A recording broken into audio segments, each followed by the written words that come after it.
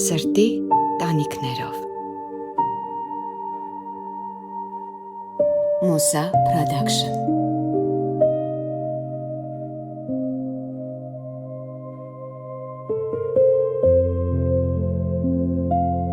Ինձ համար ամենամեծ փորձությունն էր երևի իմ կյանքի ամբողջ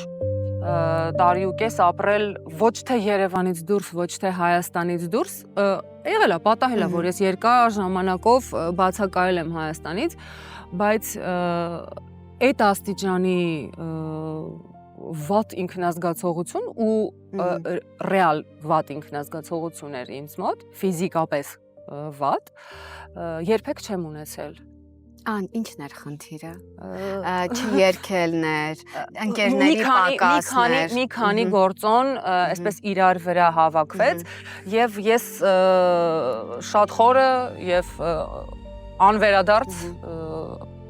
դեպրեսիայի մեջ ընկա։ Այո, դեպրեսիայի մեջ ընկա ու ամենա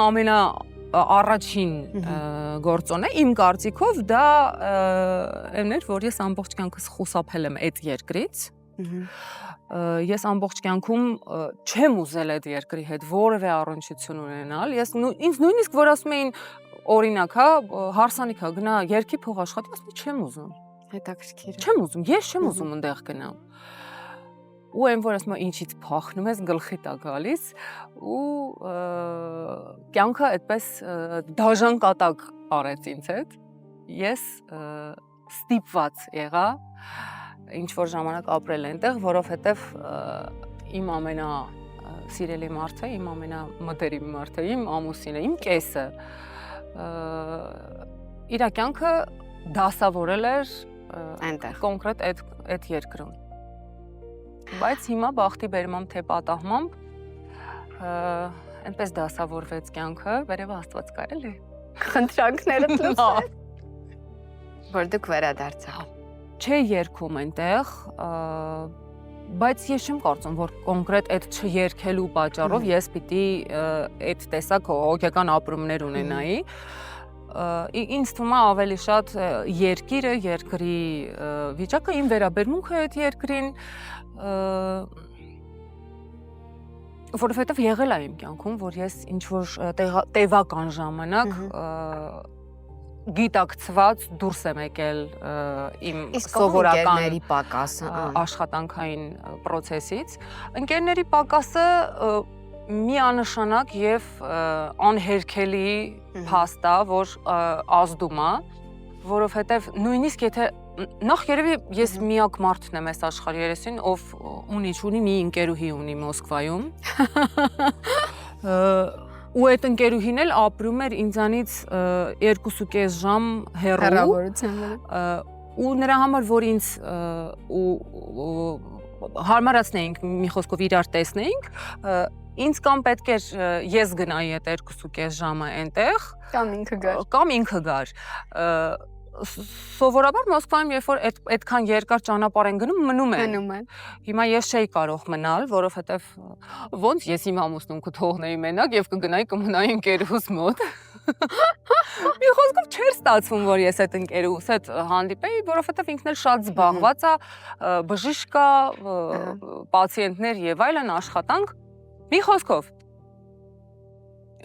Ու դա սպանում էր ինձ։ Բայց ես Հայաստանում օրինակ կարող եմ ինքս մենակ վեր կանալ, գնալ նստել ինչ-որ սրճարանում, մի հատ սուրճ վերցնել ու վայելել ինչ-որ տեսարան, դու ինքնաբավ ես, ուղղակի սուրճ խմել և այլն ու երջանիկ զգալ, հա, այդ առիթով։ Ես Մոսկվայում ցանկություն չունեի գնայի սրճարանում նստեի։ Տանից դուրս չէիր գալիս։ Չէ, դե դուրս էի գալիս, ոնց կարելի դուրս չգայի, ինչ-որ տեղ էինք գնում։ Բայց հիմնականում ամուսնուս ընկերների, ամուսինս այնտեղ բարեկամներ ունի, բախտս բերել է, որ ամուսնուս եղբայրների կանայք շատ լավն են ու իրանք էին լցնում իմ ամբողջ օրը։ Այդպես։ Բայց դու ֆանտաստիկ երգչուհի ես, դու անզուգական մեր ձայներից մեկն ես, ես հիշում եմ իմ առաջի տպավորությունը, երբ որ դու կենթանի երգեցիր ու մենք քեզ լսեցինք, չասեմ քանի տարի եմ ես քեզ ճանաչում։ Երկի թատրոնում այն բացառիկ ձայներից ես մեր։ Ոնց կարող է այդ ձայնը հիմա ամուսնու աչքին վատ չերևան, բայց ամեն դեպքում այդ ձայնը չերկեր այսքան ժամանակ։ Կարար ու երևի թե դա ամենամեծ խնդիրը չէր ինձ համար։ Հետաքրքիր է։ Հա, ես եղել է ժամանակ, որ Հայաստանում էլ չեմ երգել, նորից եմ ասում, բայց Լավիստանը երգում էիր։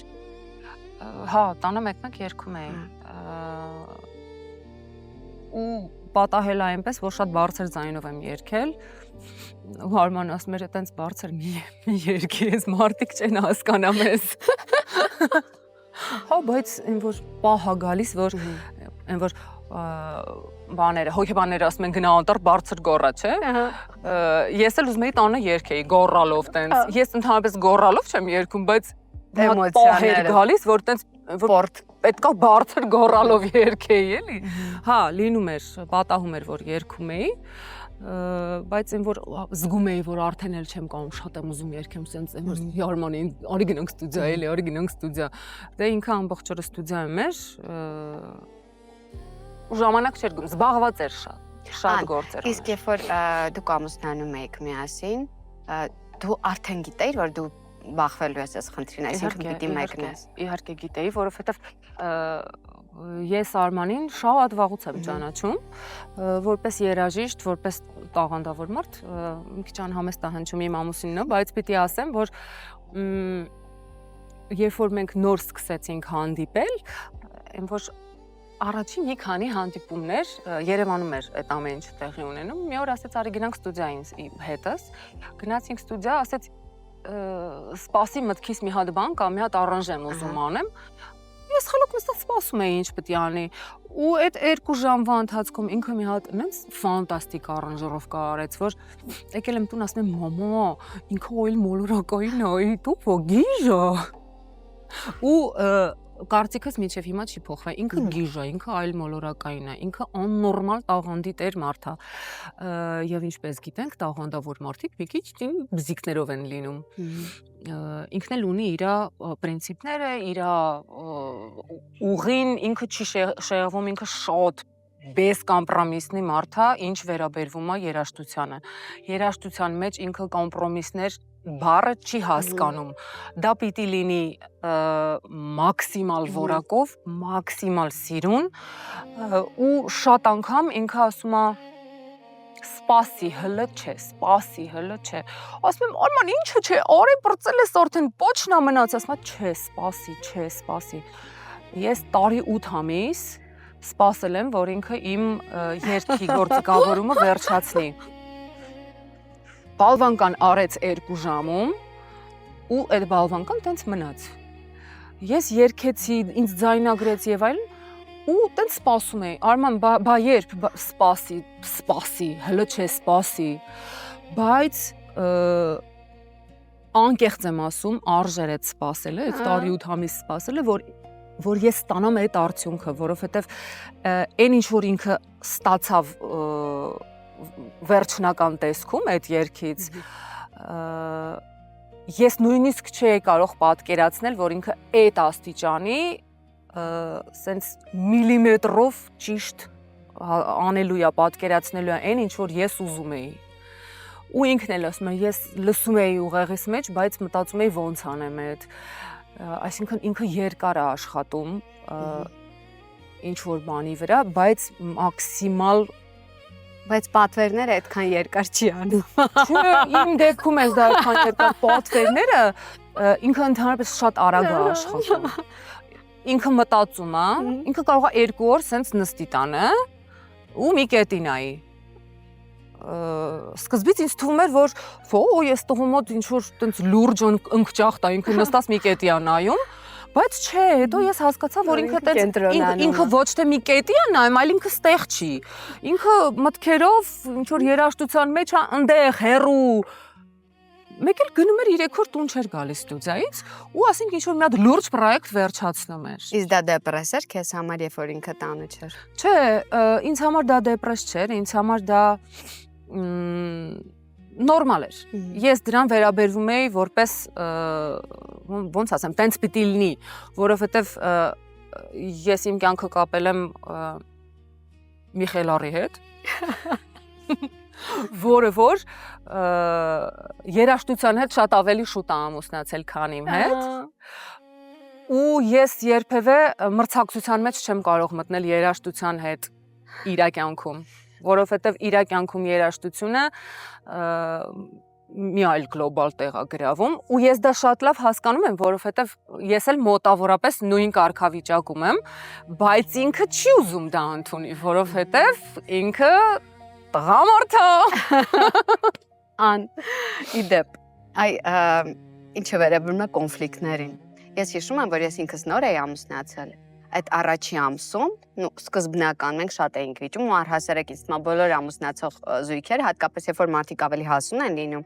այդ սկզբի վեճերը լինում են ու դրանք լինում են շատ ախմախ կենցաղային ինչ որ թեմաների։ Շնորհակալություն։ Հենց միայն կային այդ վեճերը։ Ախմախ կենցաղային եւ ախմախ ոչ կենցաղային ինչ որ հիմար մանր մուներ են որ քեզ թվում է որ դա ոչ մի տեսակի կոնֆլիկտ չի կարող առաջացնել մեկ էլ դա դառնում է մի հատ սենց հայոց հարց ասեցիր ու բրծար չէ բաժանության ենք հասնում այդ երբևէ եղել է որ ճամպրուկը հավաքես ասես հետ եմ գնում լավ մտքիդ մեջ չէ շատ ա եղել որ ասել եմ վсё ես բաժանվում եմ ես էլ ներվ չունեմ էս ինչ է բայց չէ իհարկե ոչ չէ ուրախ եմ որ վերջապես գտել ես քո երջանկությունը ես էլ եմ ուրախ ու քո երջանկությունը գտել ես ուրախ եմ որ իմ կողքը մի տղամարդ է որը ինչքան ինձ հասկանում է նույնքան չի հասկանում ու դա մեր կյանքը սարքում է շատ հետաքրքիր այսինքն այդ միապաղաղ կենցաղային այդ հանգիստ հանդարտ վիճակը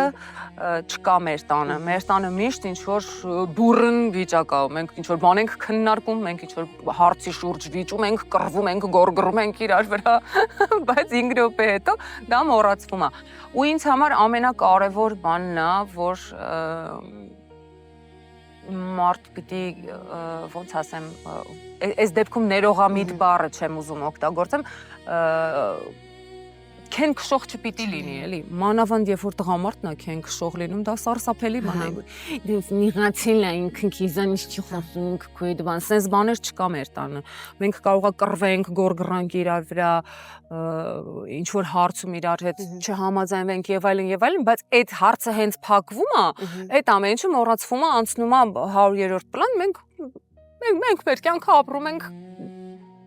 մեր ուղով մեր հունով հաշտու համերաշխ բայց բուրըն, այդ ամեն ինչը շատ բուրըն։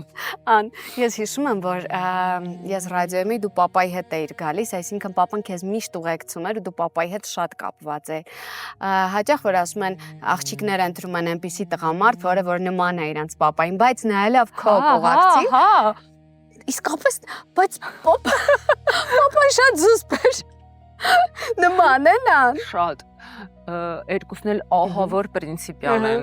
Երկուսն էլ ծայրահեղ բարյադչնի մարդիկ են։ Երկուսն էլ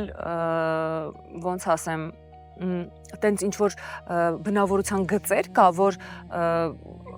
քեզ թվում է որ այս երկու մարդը չեն կարող իրար նման լինել, դա անհնարին բան է, որովհետև այս մարդը լրիվ ուրիշ դաստիարակություն ունի, այս մարդը լրիվ ուրիշ բանից է, հա,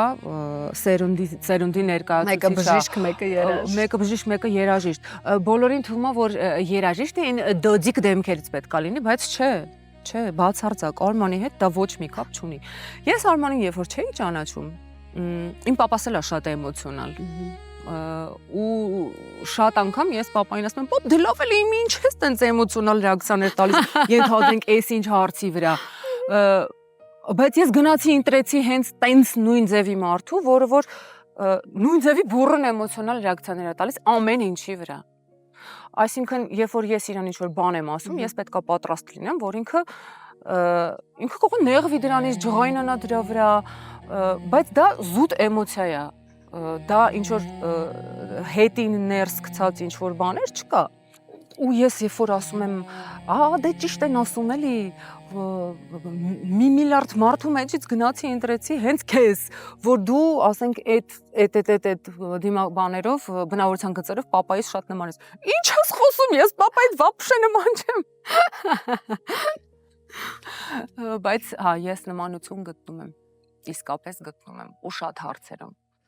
Ինչ որ հարցերի շուրջ մոտեցում, ինչ որ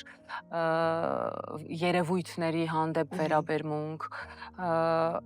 ընկերասիրությունը երկուսի կյանքում էլ ինչ որ տենց աշխարհով իրանց ընկերությունը իրանց համար սենց ինչ որ մի հատ դու հնարավորություն չունես երկուսի դեպքում էլ դու չես կարող մտնել իրանց մեջտեղը հնարավոր չի ու ես Արմանին ասում եմ Արման ասում եմ դու այնքան ընկերասեր ես այնքան ընկերներիդ նվիրված ես որ դա քեզ վնասներ է պատճառում արդեն իսկ ինձ էմոցիոնալ վնասներ է պատճառում հա չէ այդ առումով Այ դու իրան վաղուց էիր, չէ՞ ճանաչում։ Ես իրան տենց չէի ճանաչում, հենց ամբողջ հարցը դրանում է։ Երբ որ ես իրան չէի ճանաչում, այսինքն հերվից հերու, որպես երաժիշտ էի ճանաչում, իր արած աշխատանքներն էի լսում, տեսնում էի իր գործունեությանն էի հետևում, ինձ թվում էր ինքը շատ ծանր, սենց հավասարակշռված, սենց լուրջ ձյաձյա է ինքը, բան տենց բայց լրիվ հակառակ ման ունեի ես իր պատկերացում հա իր վերաբերյալ պատկերացում իսկ սկզբանե չէ լինում որ առաջի հենց վարքյանից դու հասկանում ես որ այս տղամարդը քեզ հետաքրքիր է որպես տղամարդ ու լինում է որ ընդհանրապես ոչ մի էմոցիաներ չի արտնանում ուղղակի նայում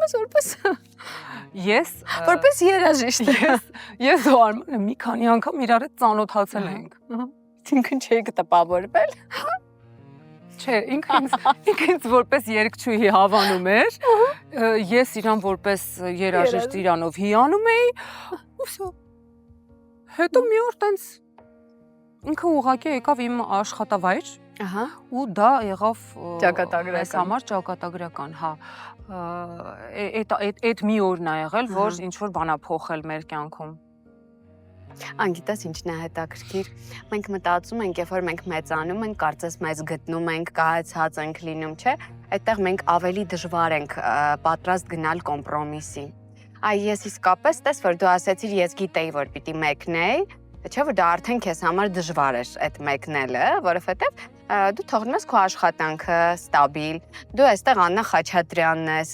Ես այնտեղ էլ էի Աննա Խաչատրյանը իդեպ ասեմ, որ ինձ այնտեղ շատ լավ ճանաչում էին։ Հո, ասում եմ Արման,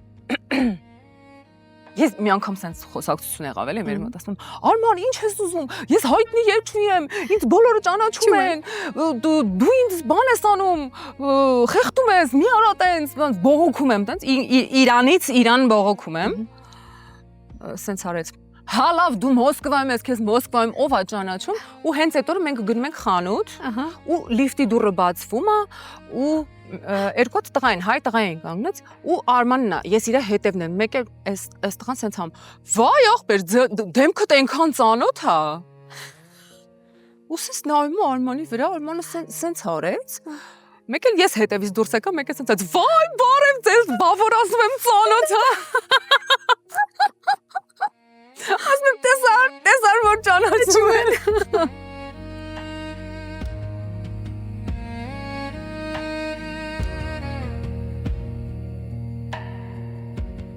Ես հիշում եմ քեզ ինչ ճանաչում, դու աշխատում էիր ունես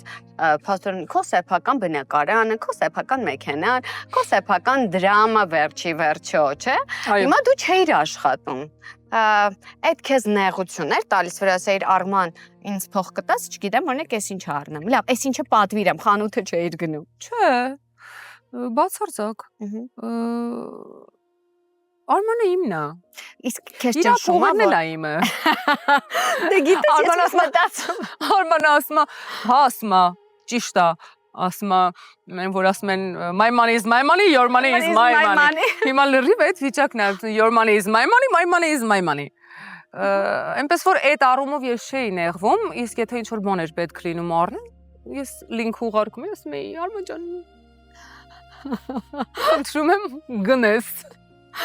Դու սիրում ես on-line գնումներ անելը։ Ես միայն on-line գնումներ եմ անում։ Ես ատում եմ խանութ գնալ։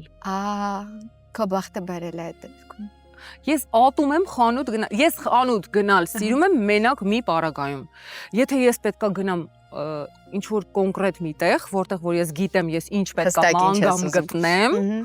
ու ուղիղ գնում եմ, այդ առնում եմ ու դուրս եմ գալիս։ Ես որ գնամ, սկսեմ այս շորը փորձել, այն շորը փորձել, այս կոշիկը, չէ, այն կոշիկը, չէ, այս պայուսակը, այն պայուսակը, չէ, տենց բաներ ես չեմ սիրում։ Տենց բաներ ես մենակ Ամերիկայում եմ անում, այն որ գնում եմ շատ թանկ խանութներ, նայում եմ, բզբզում եմ տենց ինչ որ մի բան դուրս գալիս է, հետո գնում եմ outlet, այդ նույն բանը գտնում եմ 10 անգամ ավելի էժան տարբերակով։ Այդ միակ բանն է, որ ես հավեսով կարամ անեմ։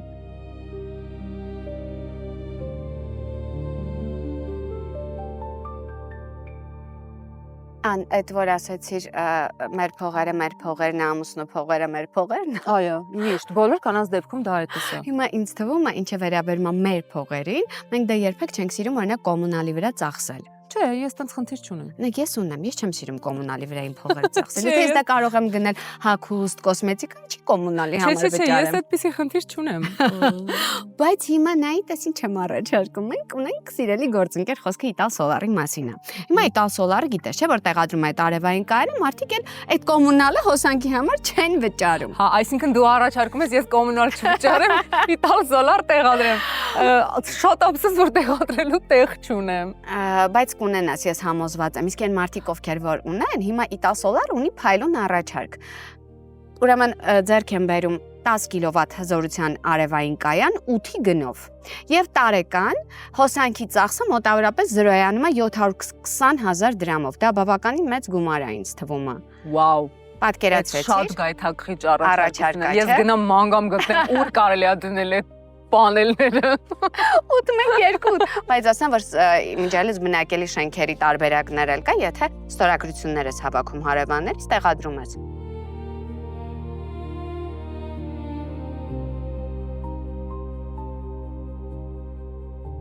Կանացի խանդ լինում, հա։ Երբևէ խանդել ես։ Երբևէ այդ մասին չեմ էլ մտածել նույնիսկ։ Այն ջուրախ եմ։ Որովհետև նախ ես վստահում եմ իրան, շատ անսահման։ Արմանը իմ կյանքում միակ մարդն է եղել, դաժե մամայիս պապայիս հետ փողոց տենց չեմ անցնում, ոնց որ Արմանի հետ եմ անցնում։ Ես փողոց որ անցնում եմ, ասենք պրոստը ձեռը բռնում եմ ու ոչ այս կողմ եմ նայում, ոչ այն կողմ եմ նայում, այսինքն ես գիտեմ, որ ճիշտ է տանելու, չի տանելու գցի ավտոյի տակ հաստատ։ Ես իրան վստահում եմ անսահման։ Այսինքն եթե իմ ուղեղի մեջ մտնի այդ բանը, որ բավոր, այդ շատ վատ բան կստացվի։ Չէ, այդ շատ վատ կլինի։ Իսկ ինչ վերաբերում է երգչուհիներին, հա, գիտեմ ովքեր են գալիս, գիտեմ ովքեր են պատվիրում երգել։ Նույնիսկ դեպքեր են եղել, որ ենթադրենք գիշերը ժամը 1-ին զանգել են երգչուհի, զանգել ասել է փրկի, առավոտ ժամը տիպը 10-ին առանժիրովկա է պետք կոնկրետ այսինչ երգի ու ասենք ես Արմանը անկողնուց վեր ենք կացի հագնվել ենք գնացել ենք ստուդիա երգելու փրկելու ես չէի փրկում ես պրոստը դամ էի պահում մեջ որ փրկի Արմանը գնացել է այդ աղջիկն էլ է եկել էլի մարդիկ են եկել գործը արվել է խոնդի մասին մտածելու նույնիսկ այսքան առիթ չեմ ունեցել Բայց նայ, օրինակ որ մենք այստեղ վիճում ենք, չէ՞։ Չգիտեմ, ամուսինները վիճում են, մեկը օրինակ տնից դուրս է գալիս կամ բան։ Հիմա օրինակ դու որ վիճում ես Արմանի հետ, եղել է տնից դու դուրս գաս։ Գնալու տեղ ունեիր, թե մտածում էիր որ գնալու տեղ չունեմ, դրա համար տանից դուրս չէիր գալիս։ Չէ, ես այստեղ էլ տանից դուրս չեմ գա։ Այստեղ գնալու շատ տեղեր ունեմ, բայց ես տանից դուրս չեմ գա։ Ես համարում եմ, որ երբ որ կոնֆլիկտ է լինում, ու կարևոր չէ այդ կոնֆլիկտը ում միջև է, ամուսինների, ընկերների, ծնողների ու երեխեքի ու քուր եղբոր, կարևոր չի ում միջև է այդ կոնֆլիկտը։ Այդ կոնֆլիկտը այդ ժամանակ այդ տեղում պետքա լուծել եւ զրոյացնել, որովհետեւ եթե այդ կոնֆլիկտը մնաց, դրանից ոչ մի լավ բան դուրս չի գալու։ Ես երբեք չեմ կիսատ թողնի խոսակցությունը ու գնամ։ Ես գիտեմ, որ նույնիսկ եթե այդ խոսակցությունը տհաճա լինելու, նույնիսկ նոր կոնֆլիկտի է տանելու եւ այլն, այդ հարցը պետքա տեղում ու այդ ժամանակ լուծվի։ Երբ որ շատ էմոցիոնալ ես լինում ու շատ ճնշված, կոտրված, փլված, ոնց ես քեզ բուժում։ Ում հետ ես խոսում։ Իր հետ եմ խոսում։ Մեկ էլ ընկերուհիներիս հետ։ Նայած ինչ հարց է, նայած ում հետ։ Բայց հիմնականում Շուշան Սարգսյանը վերցրել է իր վրա այդ հոկեբանի դերը։ Դա քո բժշկուհի ընկերուհին է։ Չէ, դա իմ կոմպոզիտոր ընկերուհին է։ Հասկաց։ Իսկ օրինակ քեզ համար կարևոր է, որ մի որոշ ժամանակ անցնի նոր դու պատմես, թե տենց էմոցիոնալ հենց պետք է կիսվես։ Նայած ինչա։ Նայած ինչ խնդիր է։ Եթե շատ նեղ անձնական խնդիր է, չեմ պատմի ոչ մի պարագայում, ոչ հիմա, ոչ հետո։ Եթե իհարկե ինչ-որ շատ լուրջ խորհրդի կարիք չեմ ունենալու այդ հարցի լուծման համար, իսկ տենց կենցաղային, գործնական, ինչ-որ տենց ընթացիկ խնդիրներ, հա, կպատմեմ ընկերուհուս, խորհուրդ կհարցնեմ, այն ընկերուհուն, ով որ նույն ձևի ինձ է վերաբերվում, ով որ իր խնդրով է ինձ դիմում ինչ-որ օգնության կամ խորհրդի համար, կան ընկերուհիներ, ում հետ կարելի է այդ ամեն ինչը կիսել, կան ընկերուհիներ, ովքեր այն որ ասում է ոչ մի պարագայում իրանք չպետք է իմանան դրա մասին։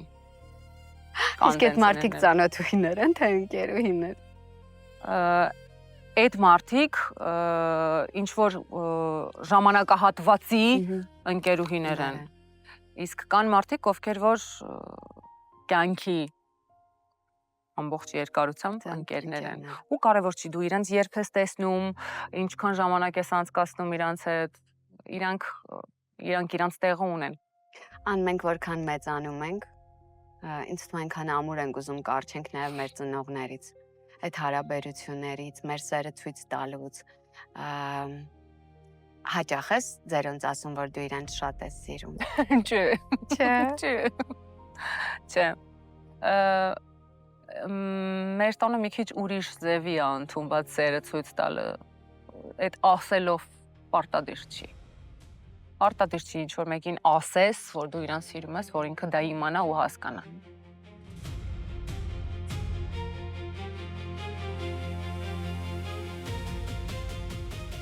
Մենք ունենք հրաշալի ընկեր օգնական, խոսքը Ամիոբանկի մասին է։ Ինքը փայլուն ընկեր օգնական է, հատկապես երբ որ դու սիրում ես ճամփորդել, ճանապարհորդել։ Հիմա Ամիոբանկը քեզ ունի բլից հարցեր։ Ընկերուհիներդ քեզ համար վառվռուն գույներ են, թե պաստելային։ Չեմ կարող այդպես միանշանակ պատասխանեմ, կամ որ շատ վառը գույների հետ են ասոցացվում, կան որ պաստելային։ Իսկ դու ինքդ ինչ գույն ես քեզ համար։ Ոյ ես չգիտեմ որ գույնի, բայց ամբողջ սպեկտրն եմ։ Ես կարամ լինեմ այս ծերից մինչև այն ծերը տարբեր երանգները, այո, կարող եմ։ Արմանը առաջին հերթին քո ընկերն է, թե սիրեկան ընկերդ։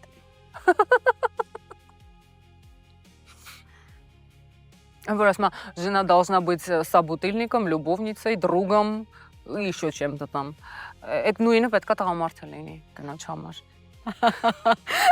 Եվ որ ընկերոջը թե որ կուզես հաջորդ երկիրը մեկնես, այ միասին միտեղ գնանք։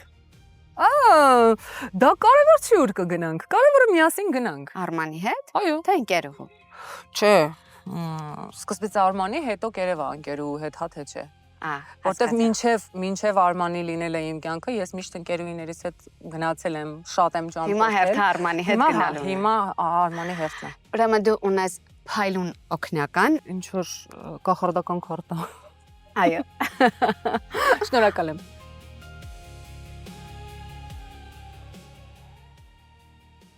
Մենք նոր կադրից դուրս իրար հետ խոսում էինք գիրանալուց, որտեղ ես ունեմ ավելորդ կիլոգրամներ, դու ասում ես որ դու էլ ունես ավելորդ կիլոգրամներ,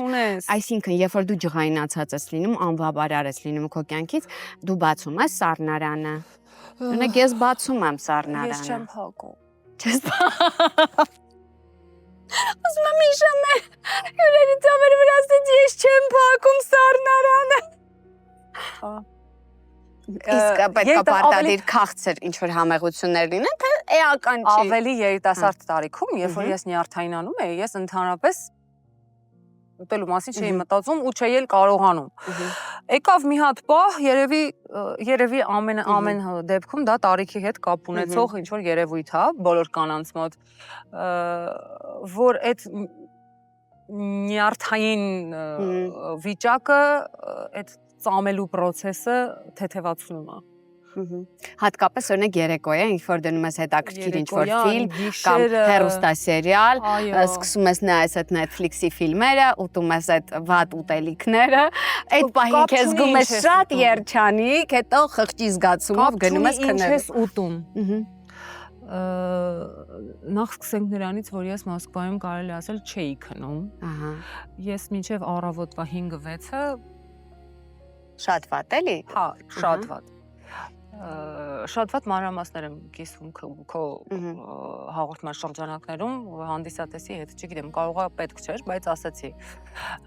Ու այդ ընթացքում նորմալ բնական երևույթ է, որ դու քնած ես, ինչ որ ժամանակ է գալիս, որ դու սովածանում ես, չես կարող էլ չուտես։ Ու տենց ինչ որ բաներ ես գտնում, տենց։ Իսկ Արմանը երբևէ քեզ ասում է քո քաշի հետ կապված, որ պիտի նիհարես, պիտի։ Երբեք։ Երբեք։ Արմանը ինձ երբեք չի ասում դու չաղ ես, դու չաղացել ես, պետք է նիհարես, չգիտեմ ինչ։ Ու էդ էլ ինձ համար պակասածիլ է։ Վերաբերմունքի եւ սիրո արտահայտումը։ Իսկ հիմա ոնց ես կարողացել իջնել, որտեվ ես տեսնում եմ դու բավականին։ Ես Մոսկվայից եկել եմ ու ոչ մի բան չեմ անում նրա համար, տենց ինչ որ կոնկրետ, ոչ գնում եմ ջիմ պարապելու, ոչ ինչ որ սովամահ եմ լնում, ոչ ինչ որ մի բան։ Ինքը իրանով քիչ-քիչ գնում է։ Ուղղակի քեզ երջանիկ ես։ Հա, շատ ավելի երջանիկ եմ զգում, հեսա Արմանն է կգա կատարյալ երջանիկ։ Ես երջանկությանս չափ չի լինի։ Ես կարծում եմ, որ ինչ որ ժամանակ հետո ինքնաբերաբար բնական գործընթացի արդյունքում ես կհասնեմ նրան, ոնց որ պետքա լինեմ։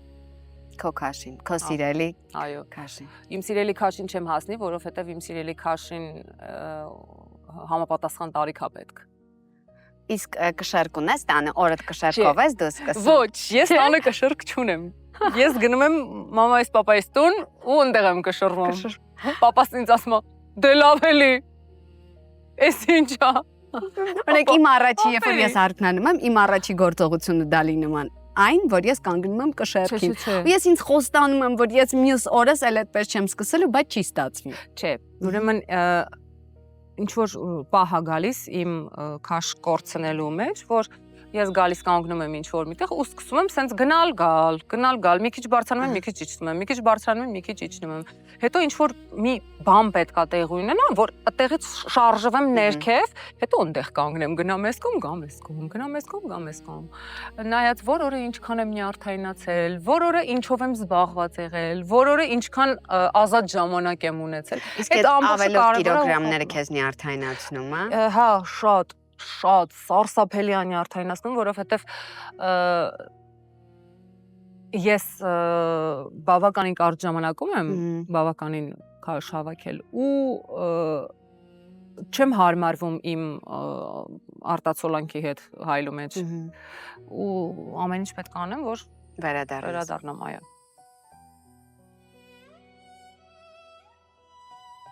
Ան, ինձ թվում է բացի որ Երևանը կարոտել ես, այս մեր գինին էլ պիտի որ կարոտած լինես, ֆրունզիկ ենք խմելու։ Ես շատ եմ սիրում, կարմիրն են քեզ հետ ըմբոշխնելու ու կարող ես երազանք պահել, որովհետև կկրկնվեմ, բայց տանիքի երազանքները կատարվում են ու ամեն կումի հետ կզգաս, թե որքան սեր է Պրոչյանի կոնյակի գործարաններ դրել հենց այս հատկապես ֆրունզիկ գինիներում։ Փորձենք։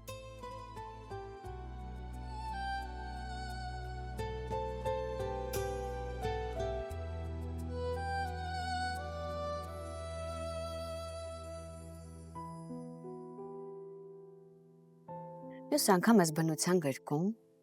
Այս Սիրուն Մալխազյանցի Ո՞վ է։ տանիքում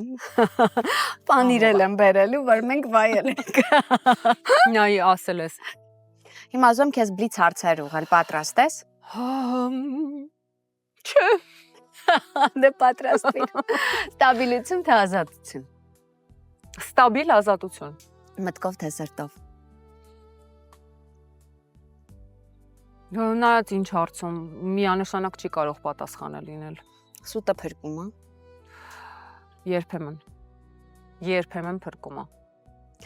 Մարդկային մեծագույն արժեքը քեզ համար։ Մարդկային մեծագույն արժեքը երևի կյանքն է։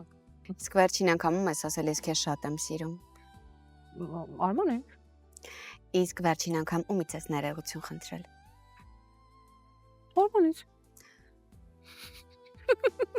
Ես հիմա հասկանում եմ, որ քո ամբողջ կյանքը, ամբողջ մոլորակը Արմանի շուրջ է պատտվում։ Իրանն էլ ինձ շուրջ է պատտվում։ Եթե ես իմանայի, որ դա այդպես չի, ինձ մոտ էլ այդպես չէր լինի։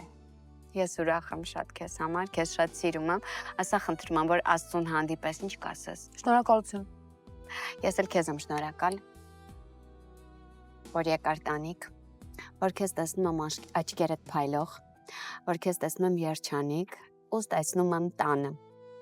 Բարի վերադարձ դեպի տուն։ Շնորհակալ եմ, ես էլ շատ շնորհակալ եմ եւ շատ ուրախ եմ, որ այսօր վերջապես տարիներ հետո հայտնվեցի տանիքում իմ սիրելի քնարիկի հետ, համով գինով, հայաստանյան արևով, հանգստությամբ ու խաղաղությամբ։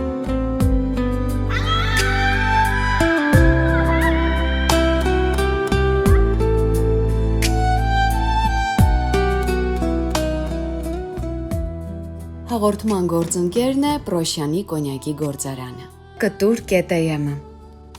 Ամիո բանկը, Մուսա Production, Սրտի տանիքներով։